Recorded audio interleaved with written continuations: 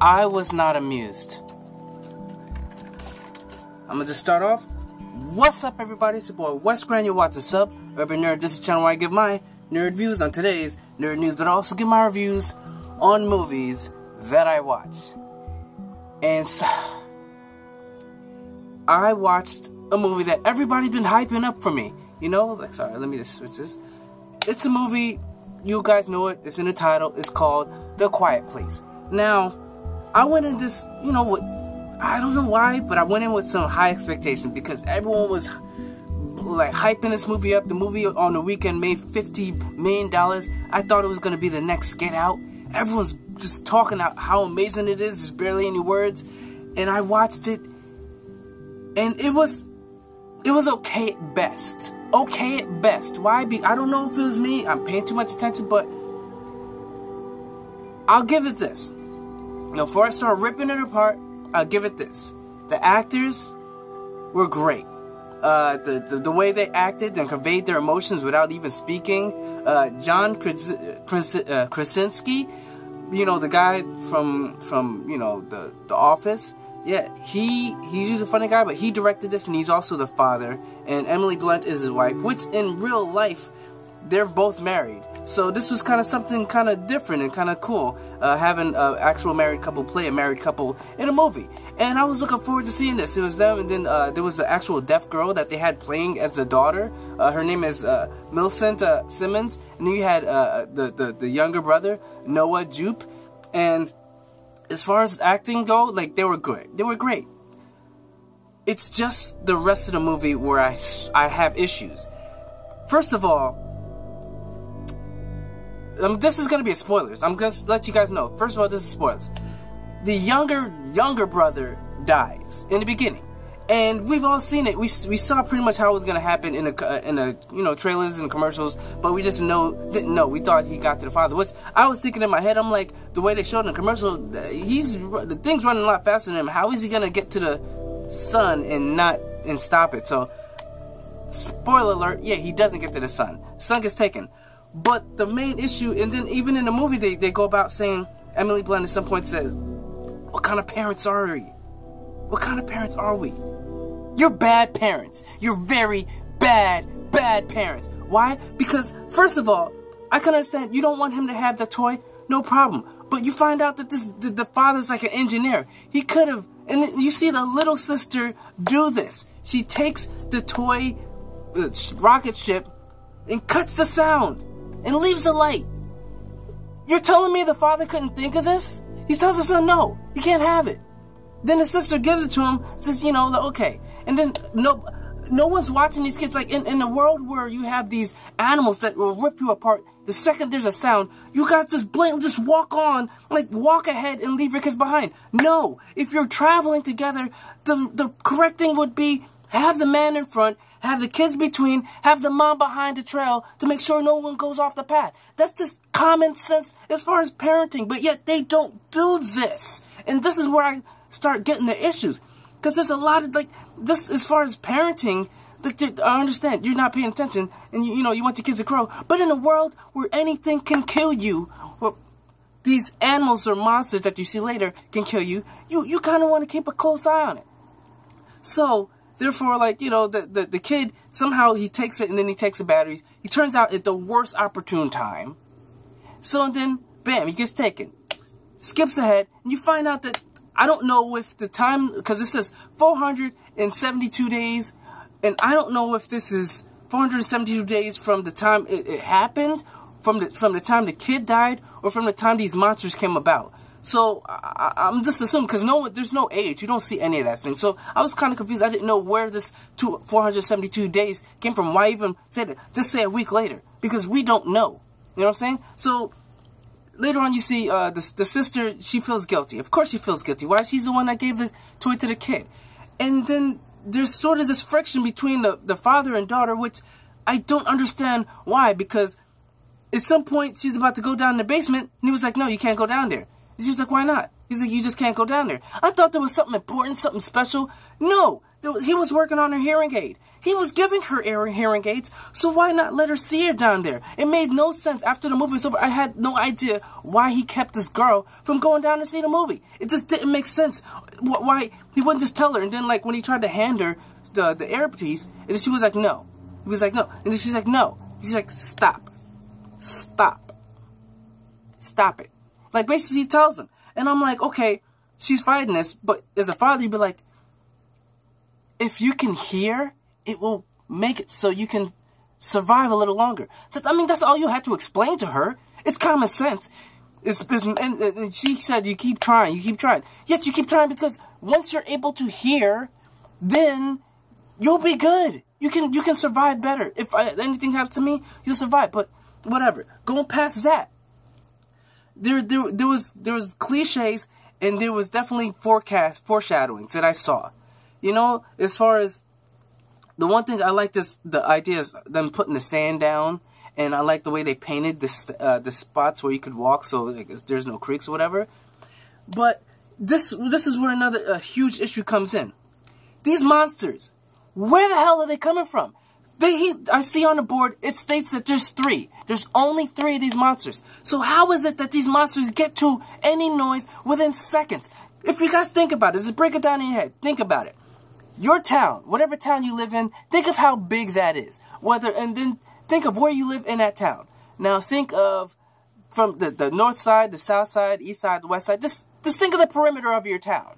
Now imagine if there's an animal that wherever you are in your town, mind you, there's 3. 3. So wherever you are in your town, somehow one will get to you in seconds. Not 10 minutes, not 5 minutes, seconds. Now think of how fast they have to be going, because I'm looking at this thing. At that point, any sound, they should be hitting like Mach 3. There should be sound breakers, like, there should be shockwaves. Whenever these things tackle someone, it shouldn't just be real quick. It should be... Why? Because it makes no sense how these 3 monsters are able to get to whatever sound happens wherever they are. Maybe it's just convenience. Maybe it's just plot convenience. Yes, I say that. But I would have made... If you didn't say 3, I would have been down for it. If there was abundance of it. You made it seem like the world's taken over by this thing. But yet your town only has 3? I don't understand that. So yet you're telling me that 3 are able to cover the ground of an entire town, no matter what sound, whatever might, like, not even loud sound. Someone drops a soda. A soda. This thing's rushing towards your house. No, regardless of the fact that there's no noise outside. But in your house, a frame drops, and yet this thing will come from wherever in seconds. Don't understand that. And secondly, at some point, Emily Blunt pulls up a nail, and you can see that was a foreshadowing. Bam, she steps on it. Yes, she steps on it. But I'm keeping my eye out on this, and she did not once at least bend the nail down to be safe for anybody else, even for her. She just left it up. She walks past it. At some point at the end, the daughter's going down the stairs, and I'm like, is she gonna step on this nail too and scream? No. Luckily, she misses it. I thought maybe it was left up for the fact that maybe when the monster goes down in the basement, it's gonna go on it. Nope. Nothing happens. And then at some point, the father and you know, Emily Blunt, the baby's born. They go downstairs. Right at the last minute, he covers it up with the sofa, mattress, whatever. So there's no sound. Okay. He gets her down there. Everyone's safe. You know, she says, you got to go back up for the kids. Okay. He goes upstairs. But yet, he leaves it open. You could have just closed it up. But he leaves it open. Why? Because of plot. And what happens, the monster goes down into the water. And then there's, you know, like one of those moments where it's like, you know, like, sort of like Alien. She's hiding behind the water, is listening or whatever. Okay. Then, like, at some point, like, the son, and I love the son. The son is great. The son just had some great moments. He was scared, which you should be. When the father's taking him out, understand. And then he didn't want to bring the daughter. I don't know why, but the mom, no, actually, I do know why. The mom is pregnant. He told you, watch for your mom. Your mom's going to have the kid soon. It made sense why he told you not to go with him. Because your mom is pregnant. If she's going to labor, she's going to need your help. But does the daughter listen? And I understand that teenagers just don't listen. They do whatever the hell they want. Sure, so be it. It's going to go down. But I know it's for the plot, you know? It's for the plot, so it happens. Emily Blunt somehow survives, you know, gets into the tub. The sun sets off the firecrackers just in the nick of time, you know, and everything's good. I even understand why John Krasinski, he sacrifices himself for his kids. Why? Because the thing was going after them. They were in a truck. Mind you, it ripped straight through the wall of the container that had the corn seeds. So I don't know why it didn't just rip through the truck. Another reason, I don't know. Like I said, it should have just gone through that right away. No hesitation. Just ripped right through it and got the kids. The nugget little filling. But he sacrificed himself. The kids rush off, gets home, like, and then when at the end, how they kill it. Mind you, you keep seeing that this thing. Basically, they pulled what you call a signs, where at the end that water, oh, got them weak, oh, hit the water, and then blah blah blah. Yeah, okay, kills it. But in this one, you know, it's her hearing aid, and then it's setting a frequency, messing them up. She finds out, boom, it messes her head up, and then it gets out, takes off the armor. Emily Blunt shoots it with a shotgun, bam, takes it out. In my head, I'm thinking, there's 3 in a whole town. This, mind you, this looks like it's in the South. So a whole town, which probably has guns. Somehow, no one's taking this out. No one's thought to maybe their one strength is maybe their weakness as well. If that's the only thing they deal with, they must be having supersonic hearing. So therefore, something super high frequency could rupture those eardrums. No one thought of this? No one? For 472 days, no one thought of this? Or even if you want to keep it more simple, just get like a walkie-talkie, put it in right in the middle of landmines. Bam, problem solved, people. Problem solved. Or if you don't want to, if there's no landmines, you probably have dynamite. Get that string, get to a place, get a walkie-talkie, make it make noise or whatever.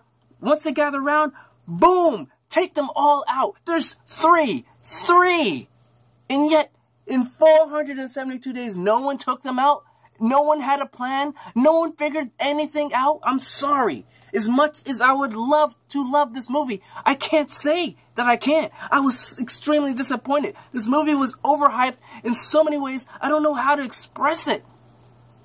And then you don't even get the payoff at the end. Sure, she takes out one, but then all of a sudden, the girl cranks up the speaker. You see 2 on the security camera coming in. Emily Blunt jacks her gun. Fade to black. Basically, they pulled what you call the gray, where Liam Neeson, they're shooting the commercials, you're about to fight the wolves, he's got the gloves, knuckles with the glass. You're like, okay, we're going to see him box some wolves. Fade to black. This thing, I mean, just show us they survive, have a happy ending. That would have brought this up a little bit more for me as far as like a grade, because then it would have been at least a payoff. I would have been happy if it was a bad ending, but if you see those two, after they take care of those 2, you look, and after the shotguns make the noise, you see a bunch of others. Then that would make sense, like how like how they were able to take out people whenever there's a sound, but there wasn't. Fade to black. So I'm wondering, like, what's going on?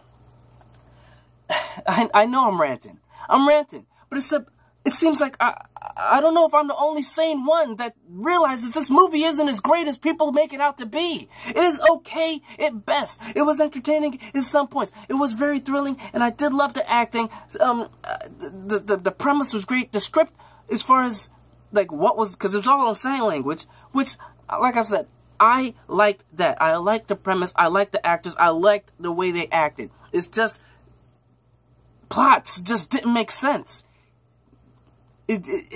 Even the sand was great, because if you put the sand wherever you guys are gonna walk, so no matter what, you're not gonna step on some leaves or whatever, you know, it's not gonna make that crunch noise. So you got the sand to step on wherever you go. Plus, it's safer, you know, feet better. But I don't know, man. I don't want to seem like I'm just trolling, because I'm not trolling. I truly went into this movie wanting to love it, but I can't say I do. I can't say I can't recommend this. Like, it's a great movie. It's a good movie, and I think people should watch it. Because it seems like I'm the only one that sees these flaws. And maybe it's because I pay attention to too much details. Maybe I just have this, maybe it's because I have a slight OCD, and I just notice these things.